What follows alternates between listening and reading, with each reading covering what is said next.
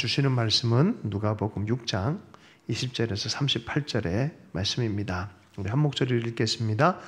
예수께서 눈을 들어 제자들을 보시고 이르시되 너희 가난한 자는 복이 있나니 하나님의 나라가 너희 것이며 지금 줄인 자는 복이 있나니 너희가 배부름을 얻을 것이며 지금 우는 자는 복이 있나니 너희가 웃을 것이며 인자로 말미암아 사람들이 너희를 미워하며 멀리하고 욕하고 너희 이름을 악하다 하여 버릴 때에는 너희에게 복이 있도다.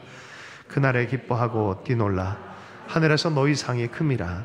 그들의 조상들이 선자들에게 이와 같이 하였느니라. 그러나 화 있을진저 너희 부요한 자여 너희는 너희의 위로를 이미 받았도다. 화 있을진저 너희 지금 배부른 자여 너희는 주리로다. 화 있을진저 너희 지금 웃는 자여 너희가 애통하며 울리로다. 모든 사람이 너희를 칭찬하면 화가 있도다. 그들의 조상들이 거짓 선자들에게 이와 같이 하였느니라. 그러나 너희 듣는 자에게 내가 이르노니 너희 원수를 사랑하며 너희를 미워하는 자를 선대하며 너희를 저주하는 자를 위하여 축복하며 너희를 모욕하는 자를 위하여 기도하라. 너의 이 뺨을 치는 자에게 젖뺨도 돌려대며 내 겉옷을 빼앗는 자에게 속옷도 거절하지 말라.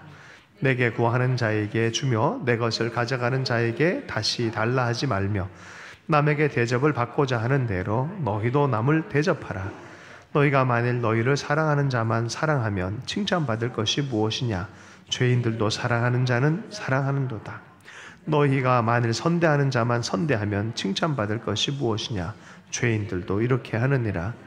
너희가 받기를 바라고 사람들에게 구워주면 칭찬받을 것이 무엇이냐? 죄인들도 그만큼 받고자 하여 죄인에게 구워주시느니라. 오직 너희는 원수를 사랑하고 선대하며 아무것도 바라지 말고 구워주라. 그리하면 너희 상이 클 것이요 또 지극히 높으신 이의 아들이 되리니 그는 은혜를 모르는 자와 악한 자에게도 인자하시느니라. 너희 아버지의 자비로우심 같이 너희도 자비로운 자가 되라. 비판하지 말라. 그러하면 너희가 비판을 받지 않을 것이요 정죄하지 말라. 그리하면 너희가 정죄를 받지 않을 것이요 용서하라. 그리하면 너희가 용서를 받을 것이요 주라. 그리하면 너희에게 줄 것이요 곧 후이되어 누르고 흔들어 넘치도록 하여 너희에게 안겨주리라. 너희가 헤아린 그 헤아림으로 너희도 헤아림을 도로 받을 것이니라. 아멘. 36절 말씀만 따로 한번 이번 주에 암송 구절로 읽도록 하겠습니다. 너희 아버지의 자비로우심 같이 너희도 자비로운 자가 되라. 아멘. 오늘 말씀은 아주 오래된 새로운 진리라는 제목으로 해서 말씀의 은혜를 나누도록 하겠습니다.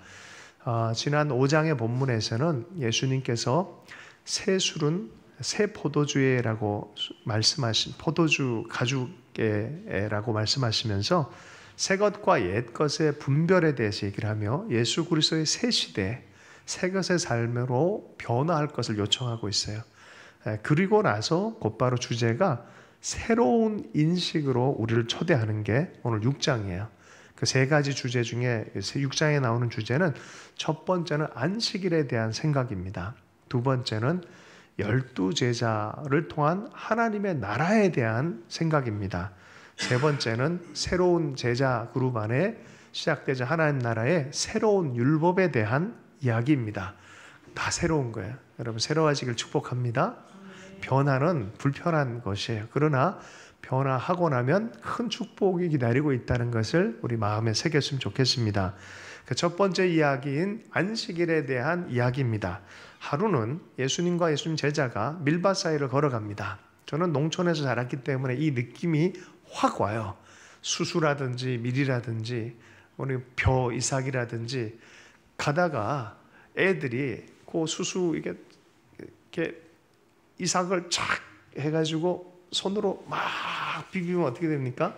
껍질이 다 벗겨져요. 그러면 후 불면 껍질이 다 사라지고 이거를 먹습니다. 애들이 뭐 간식거리가 없으니까 먹으면 오도독 자주시면 고소해져요. 이걸 먹는 거예요. 제자들이 그런 걸 보고 바리새인들이 안식일인데 삑 신호를 낸 거예요. 그럼 교통경찰한테 재수 없이 걸려본 적 있으세요?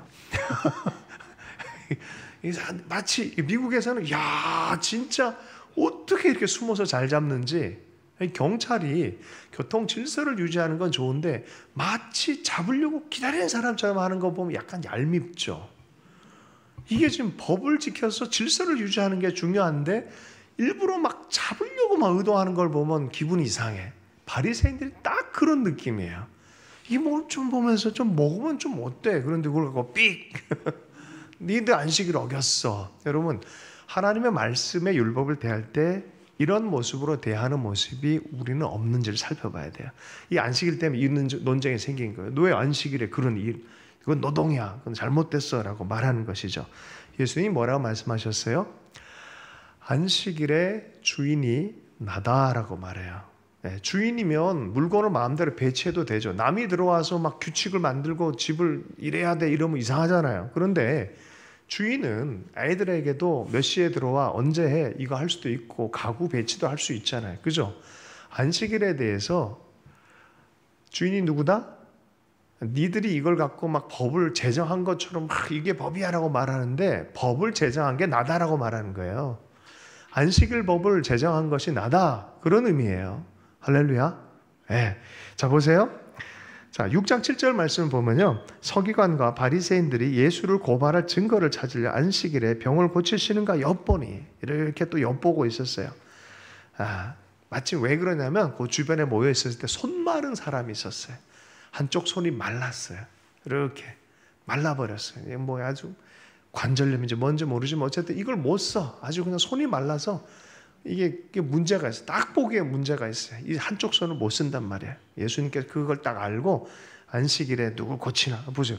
안식일에 사람을 고치는 게 왜 문제가 되지? 근데 그게 안식일에 의료행위를 했다고 그래서 법적으로 갖다 붙여버린 거예요. 불법! 이렇게 얘기하는 거예요. 그거 지키나 안 지키나 보는 거예요. 예수님 어떻게 하셨다고요? 그걸 다 아시고 6장 8절이요. 예수께서 그들의 생각을 아시고 손 마른 사람에게 이르시되 일어나 한가운데 서라 하시니 그가 일어나 서거늘. 그렇게 명하고 그렇게 가운데 서면은 다 주목할 거 아니에요. 이거 뭐 어떻게 하지? 고치나? 바리새인들이 이거 고치나 안 고치나 보고 있고 그런 상황이에요. 자 9절 함께 읽습니다. 시작. 예수께서 그들에게 이르시되 내가 너희에게 묻노니 안식일에 선을 행하는 것과 악을 행하는 것, 생명을 구하는 것과 죽이는 것 어느 것이 옳으냐 하시며 무리를 둘러보시고, 한 명 하면 쭉 둘러보고, 바리새인들 다 둘러보시고, 그들은 좀 고치나 안 고치나 고민하고 있고 보고 있고, 그 사람에게 이르시되 네 손을 내밀라. 한쪽 손은 부끄러우니까 늘 이러고 다녔을 거예요. 손 마른 손이에요. 사람한테 보이기 싫은 손이에요. 무력한 손이에요. 우리 속에 손 마른 상황들이 있어요. 이건 보이고 싶지 않아요. 말라 있어요. 무능력이에요. 할 수 없는 거예요. 근데 주님이 갑자기 그걸 내밀라는 거예요. 내밀었더니 갑자기 손이 회복된 거예요. 신앙의 본질이 여기 있어요. 하나님 부를 때 하나님 명령대로 행하기 시작하면은 역사가 일어나는, 우리 속에 있는 이런 손 마른 것을 치유하는 것이 예수님의 뜻이에요. 안식일이어도 많은 사람들이 규칙 그러며 생명보다는 규칙주의자가 될 때가 많이 있어요. 자, 노란선, 차량이 노란 선을 넘어가는 것에 대해서 불법이라는 거 모르는 사람이 누가 있어요? 어린아이면 다 알죠. 그죠? 노란 중앙선 넘어가면 돼요, 안 돼요? 어려운 질문도 아닌데, 그죠? 자, 돼요, 안 돼요? 안 돼요. 되는 게 있어요, 없어요? 보세요. 경찰차, 앰뷸런스, 불자동차 돼요, 안 돼요? 뭘 위해서? 생명을 위해서. 이 얘기를 하는 거예요. 넘어갈 수 있다. 넘어갈 수 있다. 생명을 위해서. 내가 지금 얘 고치는 것이 내 마음이다. 내가 누구냐? 안식일의 주인일 뿐만이 아니라 안식일은 생명이 풍성해지도록 제정되어진 아주 오래된 원래 뜻이다. 이게 너희들이 새롭게 느끼지. 너희가 규칙쟁이가 돼서 그래. 율법주의자가 돼서 그래. 이거 했느냐 안 했느냐. 자기 스스로에게도 그럴 때 있죠. 큐티 했느냐 안 했느냐 막 이러면서 막 한날은 막 영성이 충만한 것 같아. 안 하나 보네 다들. 그래서 뭔가 내가 해준 규칙을 지켰을 때 막 이열이 들어. 아니 그 문제 아니라니까요. 그 문제 아니래. 규칙이 나쁜 건 아닌데 규칙을 그런 식으로 쓰지 말라는 거예요. 생명을 위해서 여러분 쓰기를 축복합니다. 주일날에도 마찬가지예요. 아픈 자가 있고 생명을 구원해야 될 일이 있으면 어떻게 해요? 선한 사마리아인처럼 돕는 거예요. 재상이어도 최대한 돕는 거예요. 할렐루야. 주님의 생명의 마음을 이해할 필요가 있다는 거예요. 자, 살아난 회복되어진 그 사람을 두고서도 바리새인은 심지어 생명 현상을 보고서도 분노해요. 이게 사람의 마음이에요. 사람이 뒤집어지면 그래요. 이게 새롭게 생명의 이야기 나오는데도 마음이 그런 말이 있잖아요. 마음이 좁아지면은 바늘끝 하나도 세울 수 없다 그러잖아요. 그러나 마음이 쭉 말해지고 넓어지면 대양같이 넓은 바다처럼 되는데 마음이 좁아져서 요만한 것도 서지 못하게 하는 것, 스스로가 생명의 좋은 것들을 닫아버리는 거예요. 너희들 왜 그러냐? 생명 현상을 보고서도 분노하고 있는 바리새인들의 모습이 그런 모습이었다는 거죠. 창세기 2장 2절에 보면은 안식일에 대한 얘기를 합니다. 하나님이 그가 하시던 일을 일곱째 날에 마치시니 그가 하시던 모든 일을 그치고 일곱째 날에 안식하시니라. 인간이 여섯 번째 창조되어지고 아름다운 조화의 세계의 최종 창조물로 주님이 자기의 형상으로 아들을 삼으시는 인간을 사실은 창조하셨어요. 그죠? 자, 인간 입장에서는 첫 번째 날이 언제입니까? 그 다음날 안식일 아니겠어요? 인간 입장에서는 주님과 더불어 그 주님의 품에서 기쁨을 누리고 쉬는 것이 인간의 첫 번째 경험이에요. 그 하나님과 더불어 쉬면서 에너지를 얻고 기쁨을 얻고 감사를 얻고 이런 모든 것으로부터 시작하도록 만든 거예요. 누구를 위한 안식일이에요? 하나님은 사실 일하신 건 주님이신데 일하셨는데 인간 입장에서는 뭐예요? 그 첫 번째 안식에 참여하는 것으로 인간이 시작이 되시는 거예요. 안식일을 지켜야 되는 것이 인간인 것처럼 보이지만 실은 안식일은 사람을 위한 것이다 라는 게 예수님께서 하신 말씀이에요. 마가복음에서 그렇게 얘기해요. 마가복음 2장 27절 28절의 말씀입니다. 함께 읽어보겠습니다. 시작. 또 이르시되 안식일이 사람을 위하여 있는 것이 아니요 사람이 안식일을 위하여 있는 것이니 이러므로 인자는 안식일에도 주인이니라. 아멘. 아멘. 사람을 위한, 생명을 위한 그런 이 방향성 안에서 주님 안에서 규칙들도 바라볼 때는 이 규칙도 의미가 있었어요. 근데 그런 것 다 없이 규칙만 얘기를 한다 그러면은 아이고 삭막해지죠. 그죠? 그렇게 해서 자기들의 전통이라 생각하고 자기의 종교권을 이용하고 했던 사람들 안식일은 꼭 지켜야 돼 이렇게 얘기하면서 안식일 지키는 것만 남아버린 거예요. 지키는 건 나쁜 것이 아닌데 안식일 지키는 규칙쟁이가 되어버려서 안 지키면 너는 문제가 있어 이런 식으로 계속 칼날처럼 사용한다. 칼이 누구의 손에 들려있냐에 따라서 전혀 다른 게 나오잖아요. 그죠? 여러분 생명을 좋은 음식을 만드는 그런 좋은 것들을 만들어내는 그런 칼날 율법이 돼야 되는데 율법 갖고 다 난도질을 한다. 문제 심각한 거 아니겠어요? 그래서 주님이 율법 해석을 원래 정신 아주 오래된 하나님의 마음으로부터 다시 재해석해서 새롭게 제시하는 거예요. 안식일은 이런 거다. 하나님 나라는 이런 것이고 율법은 이런 것이다라고 하는 거예요. 할렐루야. 들을 준비를 우리가 해서 이 말씀 안에 들어야 좋겠어요. 안식일에 대해서 조금만 더 나누고 두 번째 주제로 넘어가겠습니다. 갈라디아서에서는 이렇게 얘기해요. 4장 10절 11절 너희가 날과 달과 절기와 해를 삼가 지키니 내가 너희를 위하여 수고한 것이 헛될까 두려워하노라. 안식일 매주마다 돌아오는 것, 날에는 이런 것 지키고 해마다 이런 것 지키고 이런저런 문제들을 하는 그 규칙만 지키다가 복음이신 예수님을 잃어버릴까 봐 내가 되게 두려워한다라고 하는 거예요. 여러분 신앙생활을 외형적 형태로 모든 걸 다 치환하면 안 돼요. 우리 속에 하나님을 발견한 하나님의 마음과 동행하는 것이 가장 본질에 해당된다는 것을 예수님이 얘기하고 싶어 하는 거예요. 골로새서 2장 16절 17절의 말씀입니다. 이것도 함께 읽어보겠습니다. 그러므로 먹고 마시는 것이나 절기나 초하루나 안식일을 이유로 누구든지 너희를 비판하지 못하게 하라. 이것들은 장래일의 그림자나 몸은 그리스도의 것이니라. 절기를 통해서 하나님의 사랑을 경험하고 의미를 체험하고 이런 하나님의 약속이 있구나라고 기뻐하고 즐거워야 되는데 지켰어? 안 지켰어? 이런 걸로만 가면 문제 심각해진다.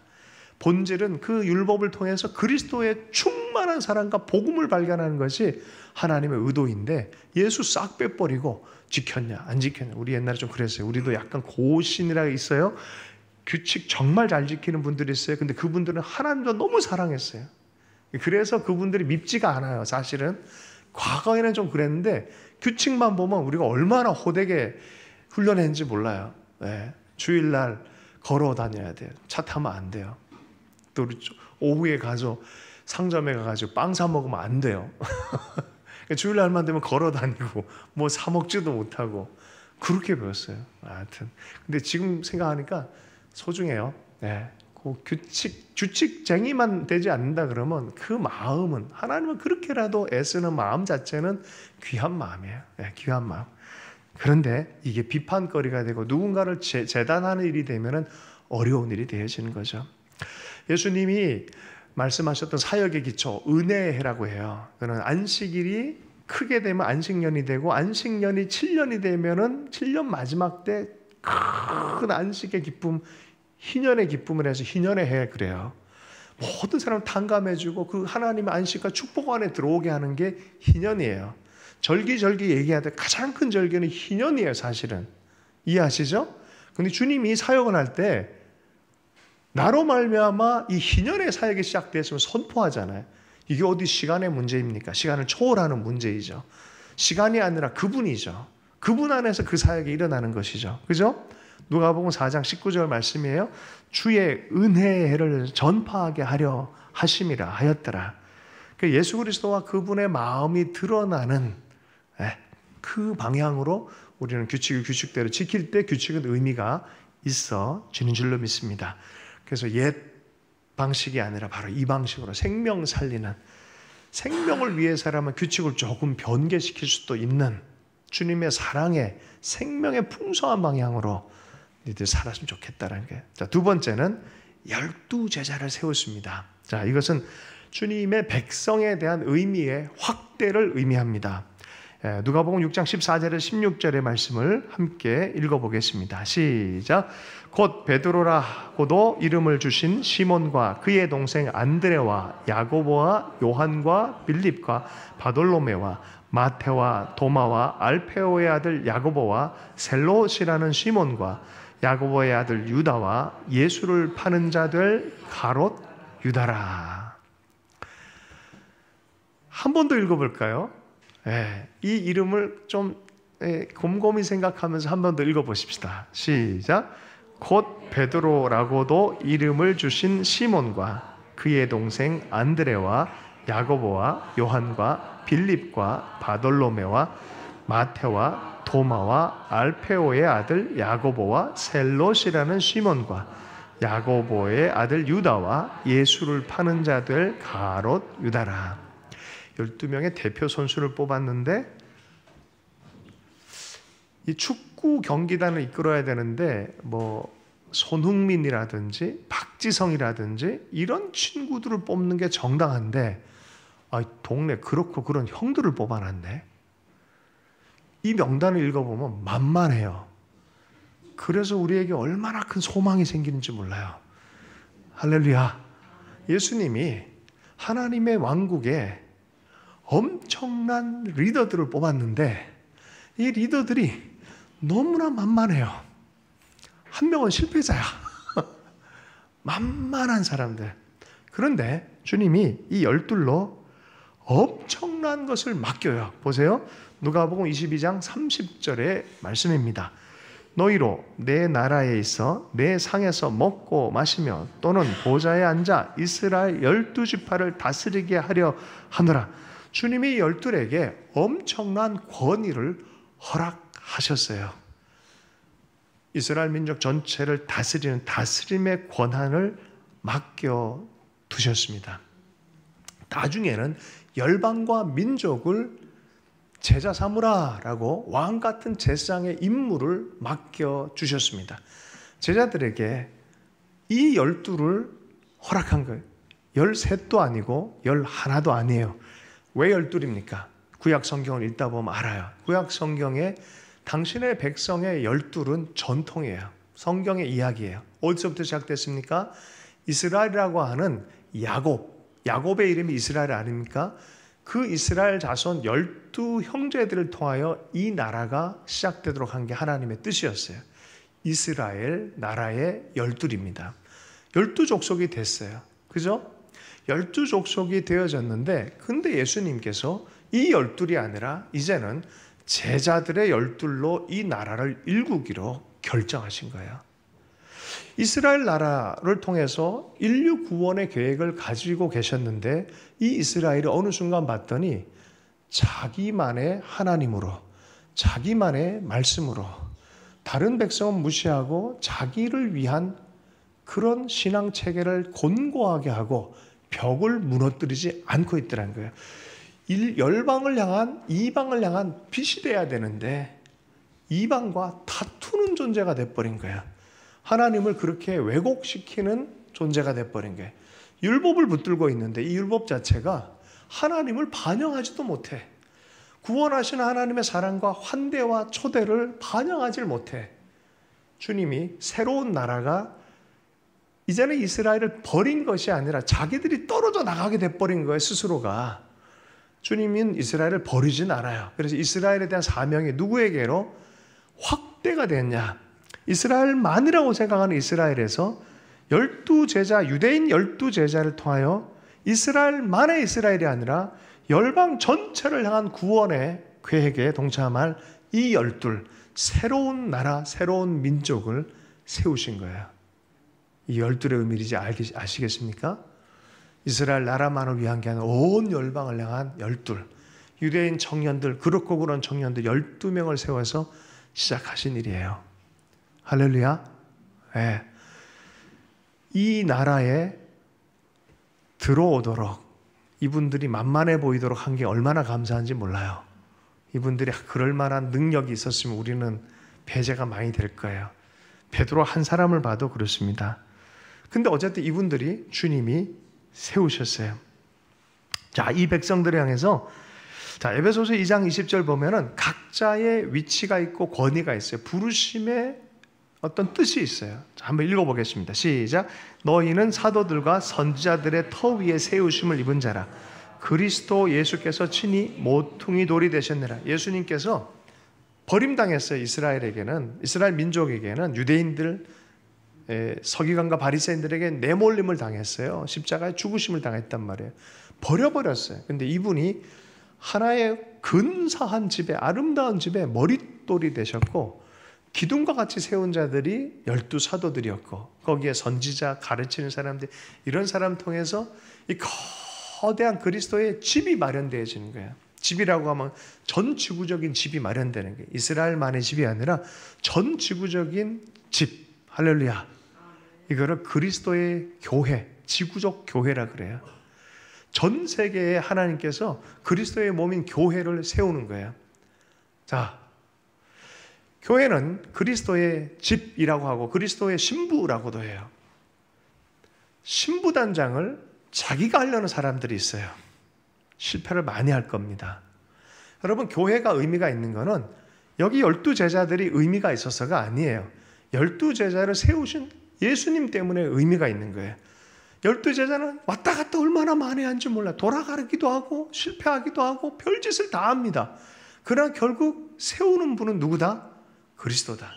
이게 중요한 거예요. 교회는요, 교회 자신을 보면 볼 게 못 돼요. 다 똑같아요, 솔직히. 그러나 그 교회를 단장시키는 건 누구다? 예수님이시다.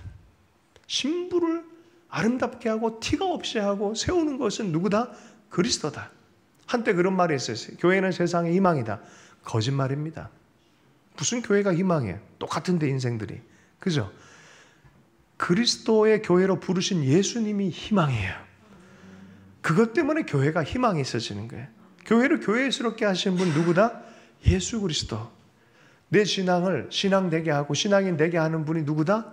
예수 그리스도. 그래서 교회가 희망이 있는 거예요. 깨끗하게 하고 세우고 붙들어주고. 여러분, 제가 목사이니까 설교하죠. 할렐루야. 여러분들은 별로 다를 거 없어요. 그래서 복음 안에 들어오면은 이런 얘기를 해요. 에이, 그놈이다. 위대한 사람 없어요. 똑같아요. 그럼에도 불구하고 하나님이 세우신 세움, 예수님이 불러서 세우시고 주님께서 만들어 가신 것 때문에 그것이 의미가 있어지는 줄로 믿습니다. 12사도로 그렇게 세운 거예요. 교회의 사도로 세워주셨습니다. 시간이 되면 영화 한 편을 소개해 주고 싶은데, 콘클라베라는 영화를 한번 보십시오. 우리 교황, 가톨릭에서는 교황이 죽으면은 다음에 선거를 해요. 그걸 콘클라베라 그럽니다. 그런데 거기서 보면 주교단들 아무나 거기 들어가지 않아요. 국가적으로 지역적인 최고의 리더들만 딱 모여서 투표를 합니다. 될 때까지 투표를 합니다. 근데 그런 거를 약간 좀 이게 좀 오픈을 하면은 음모, 정치 그 안에 다 있습니다. 그럼에도 불구하고 거기 안에 묘한 하나님의 손이 있다는 거, 그것 때문에 교회를 교회되게 하는 하나님에 대해서 쿵 마음으로 새기게 하는 그런 영화예요. 재밌습니다. 이게 지루할 줄 알고 봤다가 촘촘히 쫙 들어갔어요. 영화 얘기하는 게 아닌데, 할렐루야. 네, 그래서 어쨌든 교회 12제자를 통해서 그래서 세우는 거예요. 네.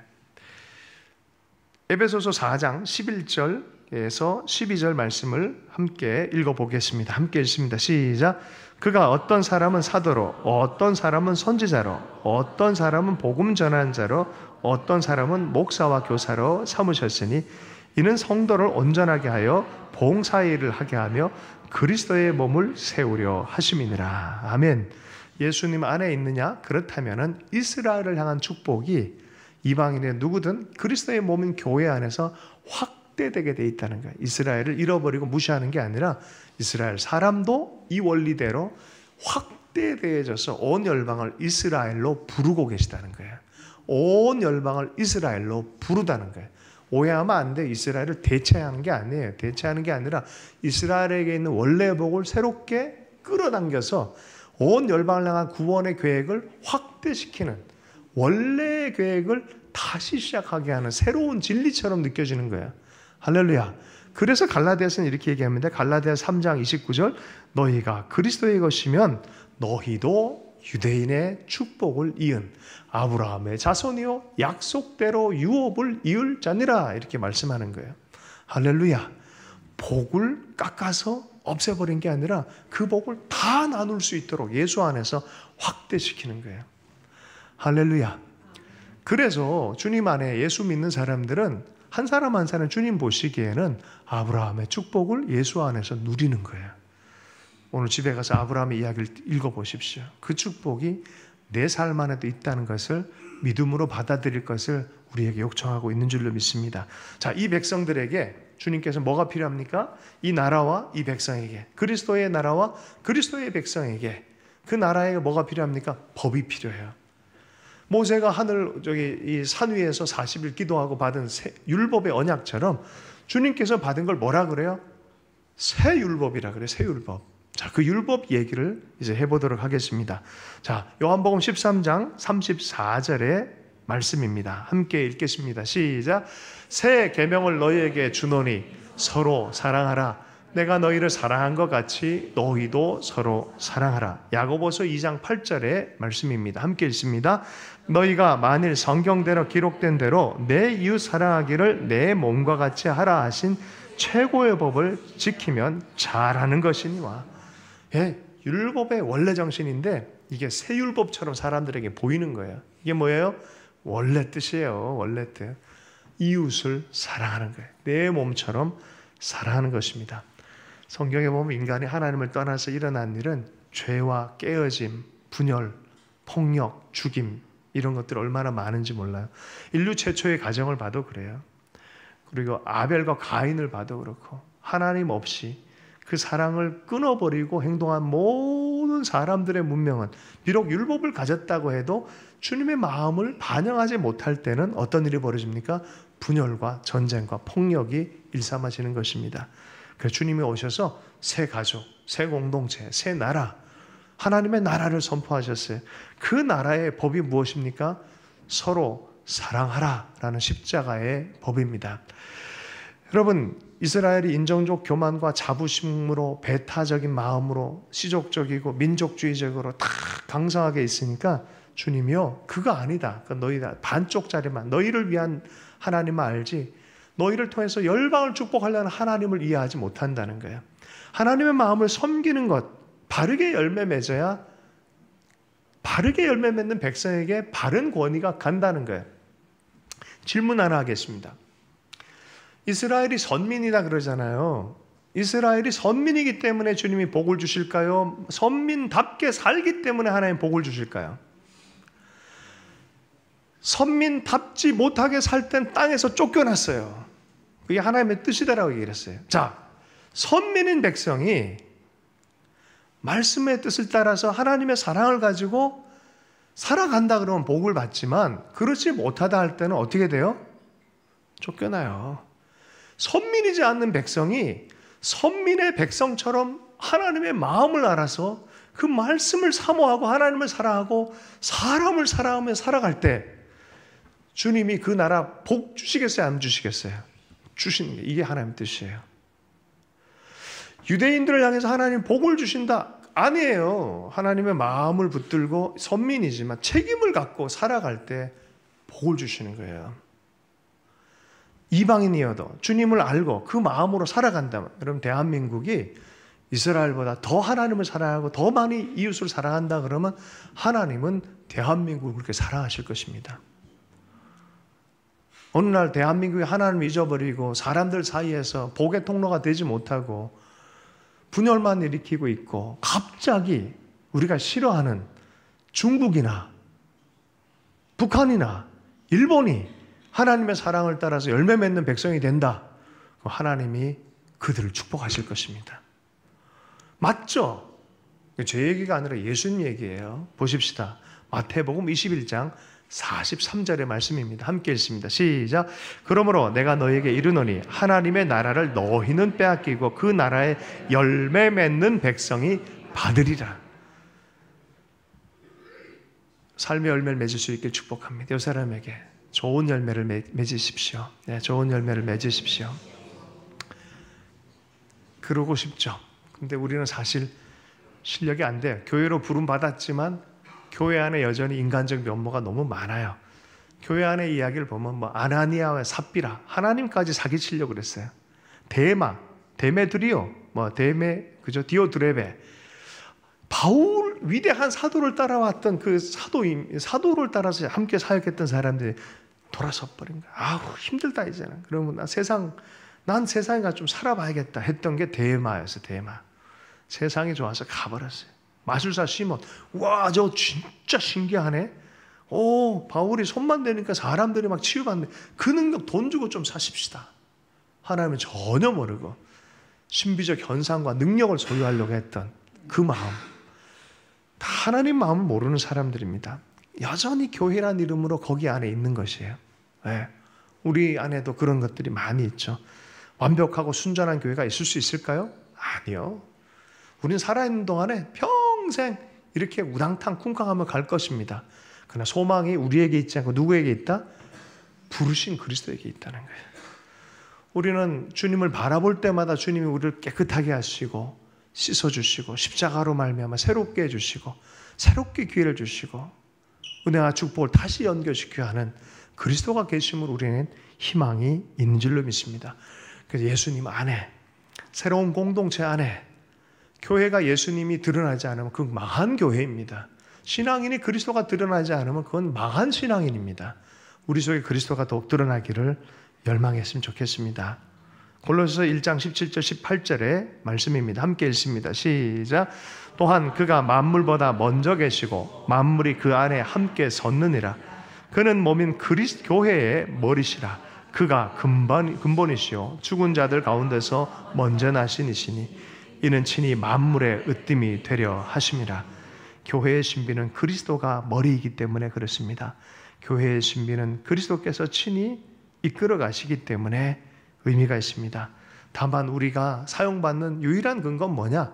베드로처럼 그런 거예요. 베드로가 마태복음 16장 16절에서 시몬 베드로가 대답하여 이르되 주는 그리스도시요 살아계신 하나님의 아들이십니다 하는 그리스도를 바르게 보고 믿는 것이, 그 붙듦 때문에 의미가 있어지는 거예요. 주님을 바라봄, 믿음 때문에 주님께서 이끌어갈 그런 사랑과 권위에 부여한 존재가 되는 줄로 믿습니다. 그가 훌륭해서가 아니에요. 주님을 바라보는 그 믿음 때문에, 주님이 하시는 일들 때문에 아름답고 위대한 인생이 되는 줄로 믿습니다. 우리에게 희망이 있습니다. 누구입니까? 내 자신이 아니에요. 나와 함께 하시는 그리스도 때문에. 그를 바라보는 그 믿음 여러분 굳건해지기를 축복합니다.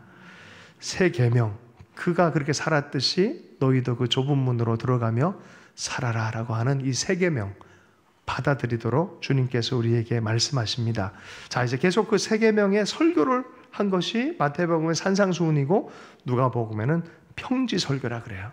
잠시 이거는 그냥 본문만 읽고 좀 넘어가도록 하겠습니다. 17절부터 자 26절까지의 말씀입니다. 함께 읽겠습니다. 예수께서 그들과 함께 내려오사 평지에 서시니 그 제자의 많은 무리와 예수의 말씀도 듣고 병 고침을 받으려고 유대의 사방과 예루살렘과 두로와 시돈의 해안으로부터 온 많은 백성도 있더라.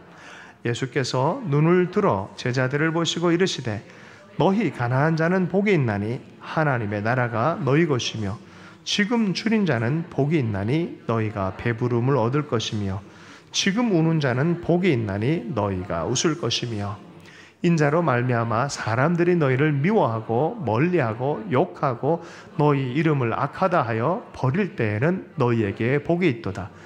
그날에 기뻐하고 뛰놀라 하늘에서 너희 상이 큼이라. 그들의 조상들이 선자들에게 이와 같이 하였느니라. 그러나 화 있을진저 너희 부요한 자여 너희는 너희의 위로를 이미 받았도다. 화 있을진저 너희 지금 배부른 자여 너희는 줄이리로다. 화 있을진저 너희 지금 웃는 자여 너희가 애통하며 울리로다. 모든 사람이 너희를 칭찬하면 화가 있도다. 그들의 조상이 거짓 선자들에게 이와 같이 하였느니라. 이것으로도 수시간을 다 함께 나눌 수 있겠지만 제가 3분 동안 나눌 수 있도록 하나님께 기도했어요. 예화가 하나 딱 떠올랐어요. 목사들이요 제일 긴장할 때가 있어요. 새벽 예배 늘 하는데 안 나오던 지체가 갑자기 나올 때. 왜 그렇죠? 그 뭐 분명히 뭔 일이 있는겨. 분명히 뭔 일이 급하니까. 그 사람의 고통됨이 도리어 복이로다. 저는 속으로 생각하지만 말로는 안 해요. 왜 복이죠? 그 어려움이 주님을 아는 기회가 되잖아요. 누군가와 친하게 지내는 그것이 관계와 자아의 형성에 큰 영향을 미치는 것처럼 하나님을 안다는 건 모든 게 변하는 거예요, 사실은.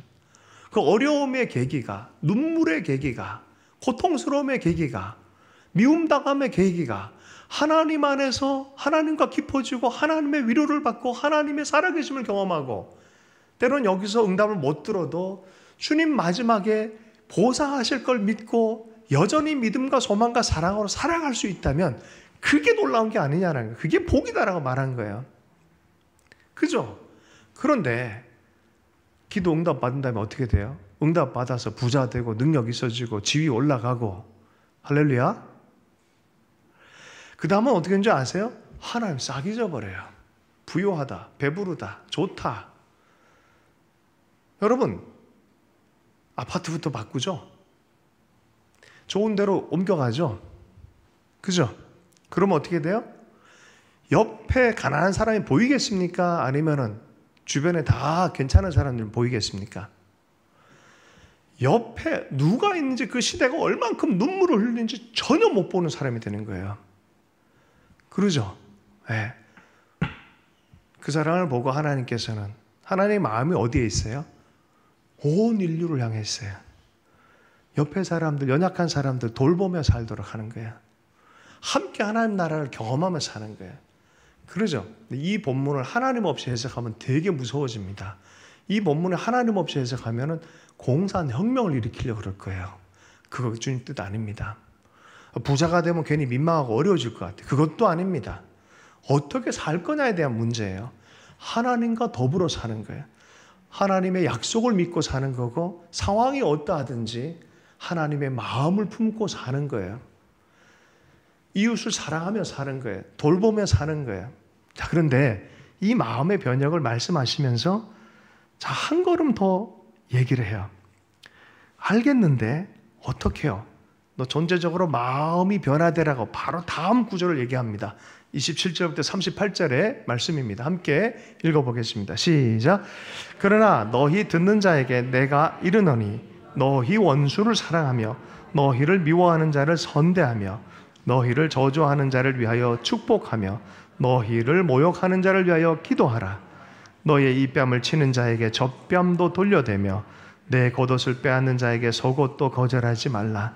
내게 구하는 자에게 주며 내 것을 가져가는 자에게 다시 달라 하지 말며 남에게 대접을 받고자 하는 대로 너희도 남을 대접하라. 너희가 만일 너희를 사랑하는 자만 사랑하면 칭찬받는 것이 무엇이냐? 죄인도 사랑하는 자는 사랑하느니라. 너희가 만일 선대하는 자를 선대하면 칭찬받는 것이 무엇이냐? 죄인들도 이렇게 하느니라. 너희가 받기를 바라고 사람들에게 구워주면 칭찬받을 것이 무엇이냐? 죄인들도 그만큼 받고자 하여 죄인에게 구워주느니라. 오직 너희는 원수를 사랑하고 선대하며 아무것도 바라지 말고 구워주라. 그리하면 너희 상이 클 것이요 또 지극히 높으신 이의 아들이 되리니 그는 은혜를 모르는 자와 악인에게도 인자하느니라. 너희 아버지의 자비로우심과 같이 너희도 자비로운 자가 되라. 비판하지 말라. 그리하면 너희가 비판을 받을 것이요 정죄하지 말라. 그리하면 너희가 정죄를 받지 않을 것이요 용서하라. 그리하면 너희가 용서를 받을 것이요 주라. 그리하면 너희에게 줄 것이니 곧 후일되어 누르고 흔들어 넘치도록 하여 너희에게 안겨주리라. 너희가 헤아리는 그 헤아림으로 너희도 헤아림을 도로 받을 것이니라. 아멘. 율법에는 순종이 필요합니다. 새 율법에도 순종이 필요합니다. 주님께서는 존재의 변화가 이 마음으로부터 시작되기를 바라면서 미워하는 자가 네 마음속에 없길 원해요. 고대의 교부들이 이 구절을 해석할 때 이렇게 묵상의 결론을 냈어요. 내 속에 원수가 없게 하라. 원수가 없으면 이렇게 될 수 있는 거예요. 근데 원수가 있어요, 없어요? 그죠? 있어요, 없어요? 없잖아요. 있잖아요, 그죠? 있는데 어떻게 없어? 그러니까 마음을 변혁시키지 않고는 어려운 거예요. 마음을 변혁시키지 않고는 정말 어려운 거예요. 그런데 그렇게 해라. 이게 새 율법이다. 원하는 대로 한번 해줘봐라. 여러분이 정말 사랑하는 자녀들이 있고 사랑하는 대상이 있다 그러면은 그 사람한테 무엇인가 해주는 게 아깝습니까? 아깝지 않죠. 이웃을 사랑의 대상으로 받아들였다 그러면은 결단코 그 사람에게 아까워할 수가 없어요. 질문이요. 돈을 가지고 계산하는 것을 부자가 잘하겠습니까? 가난한 사람이 잘하겠습니까? 인색한 마음이 부자가 더 있겠습니까? 가난한 사람이 더 있겠습니까? 그 문제 아니죠. 그 문제 아니죠. 가난한 사람이 더 할 수도 있다는 거 아시죠? 자, 부유하게 베풀어주는 마음이 부자가 많겠습니까? 가난한 자가 많겠습니까? 그 문제 아니죠. 존재 자체의 문제 아니겠습니까? 내가 지금 어떤 존재로 살아가느냐 문제 아니겠습니까? 주님이 말씀하는 건 이 문제예요. 네 존재 자체로 새 율법에 내 삶에 연동되어진 새 삶을 살아라. 이게 새 삶이라는 거예요. 새로운 삶을 살아라. 원하는 그대로 한번 부어줘라라고 말하는 거예요. 받고자 하는 그대로, 네가 대접받고자 하는 그대로 한번 부어줘라. 한번 여러분 시험해 보십시오. 계산하지 않고 주님이 무조건적으로 우리를 사랑하기로 받아주신 것처럼 주님께로 받은 사랑만큼 우리도 한번 그렇게 한번 해보자고요. 제가 질문합니다. 다시, 잘 될까요? 안 될까요? 마음 밖 갈아엎는 게 어렵습니다. 주님의 은혜를 주신 만큼 우리도 할 수 있는 영역입니다. 그럼에도 불구하고 주님이 그래서 한마디 더 하십니다. 너희들 이 말씀에 새 율법에 순종하기 시작하면 그것이 바로 영원한 인생의 집을 흔들리지 않는 바위 위에 짓는 집이 될 것이다라 말하는 거야. 이것이 바르게 집을 짓는 것이다라는 거야. 어렵지만 그것을 순종할 때 엄청난 견고한 삶을 살게 되는 것이 무엇인지 경험할 거라는 거예요. 할렐루야. 한번 읽어보십시다. 누가복음 6장 46절에서 49절까지의 말씀입니다. 함께 읽겠습니다. 시작. 너희는 나를 불러 주여 주여 하면서도 어찌하여 내가 말하는 것을 행하지 아니하느냐. 내게 나와 내 말을 듣고 행하는 자마다 누구와 같은 것을 너희에게 보이리라.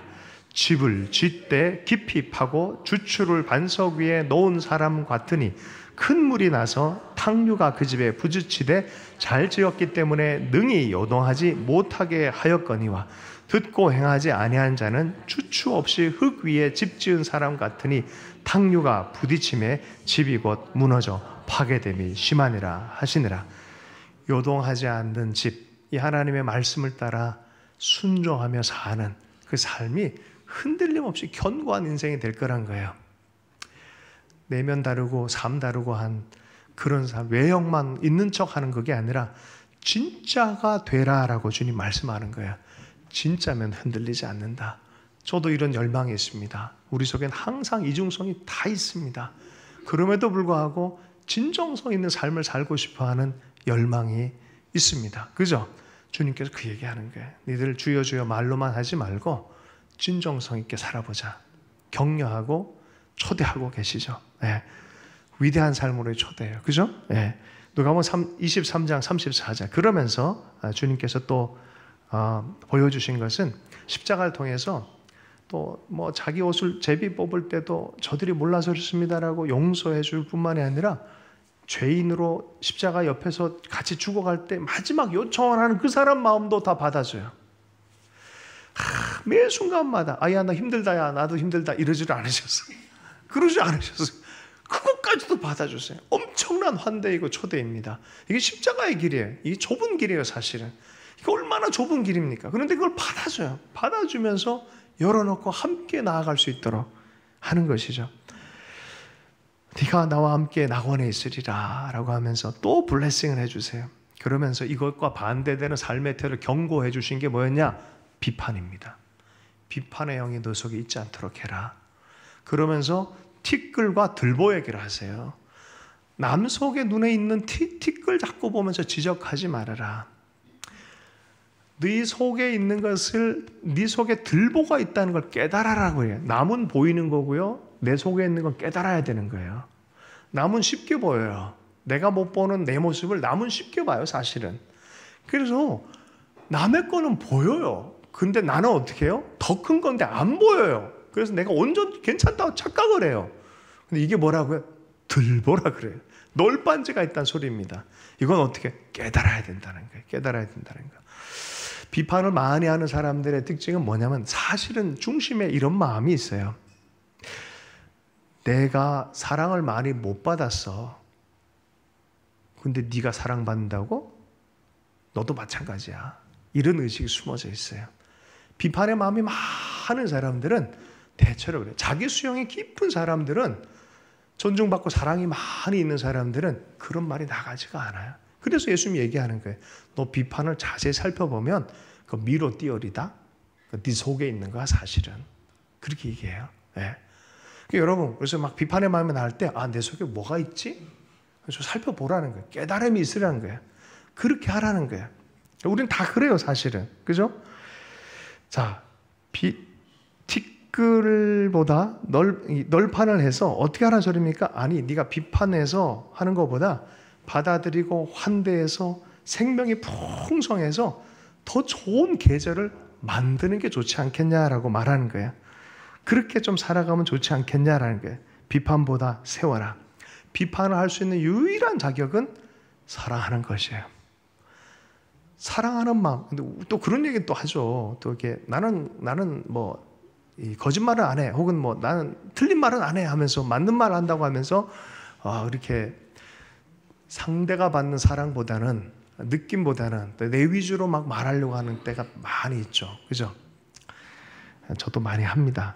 네, 저도 많이 해요. 네, 그래서 사실 이게 참 어렵습니다. 이게 그리고 이런 것들을 잘 처리해서 우리 속에서 하나님 나라가 임하는 것을 몸으로, 마음으로, 삶으로, 관계로 체험해야 돼. 그래야 본질적인 일들을 맞아들이고 일할 수 있는 능력이 생긴 줄로 믿습니다.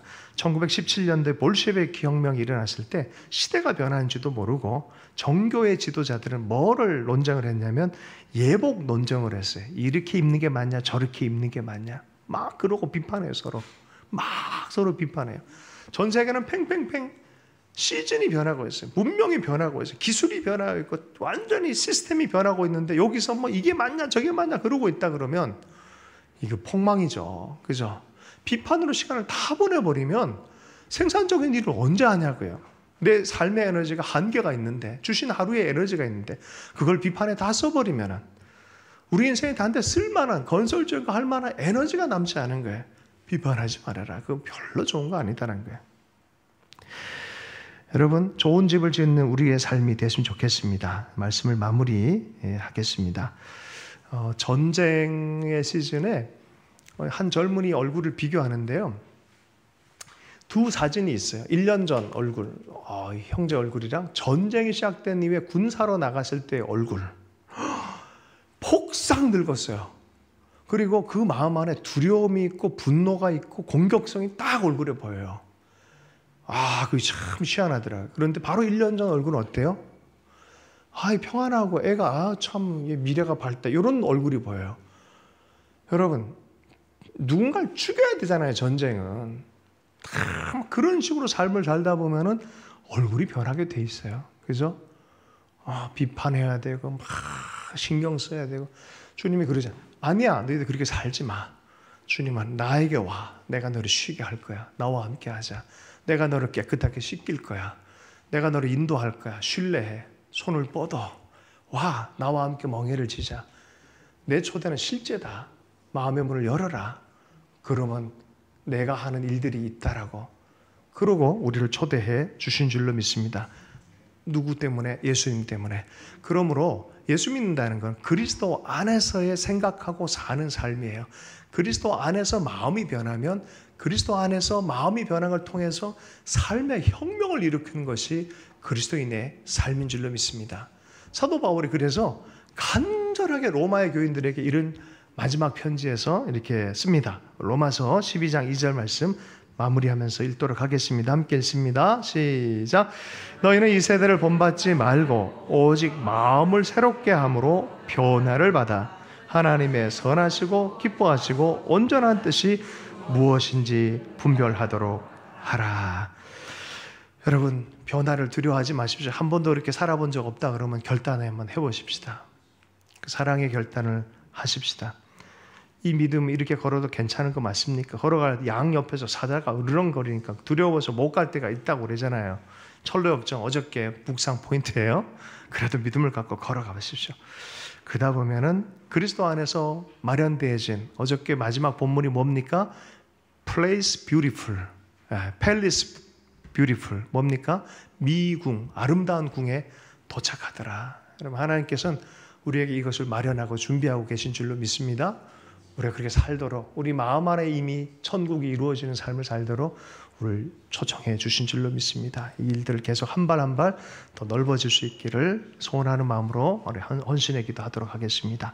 함께 기도합니다. 하나님 아버지 감사합니다. 주의 말씀에, 새로운 주님의 말씀에 반응하고 예수 그리스도의 생명의 말씀에 아멘으로 반응하며 우리도 주의 말씀대로 순종하며 사는 잘 지어진 집을 소유하기를 원합니다. 주님께 열매 맺어드리는 인생이 될 수 있도록 하나님 힘 주시고 능력 주실 줄로 믿습니다. 아버지 하나님, 우리가 나만 보고 내 규칙만 얘기하고 또 분열을 만들어내는 그런 자리에서 주의 사랑의 자리로 계속 옮겨지기를 소망합니다. 한 주 안의 삶이 이런 사랑의 풍성한 삶이 될 수 있도록 성령님 도와주시고 인도하여 주시옵소서. 모두가 주님께 의탁합니다.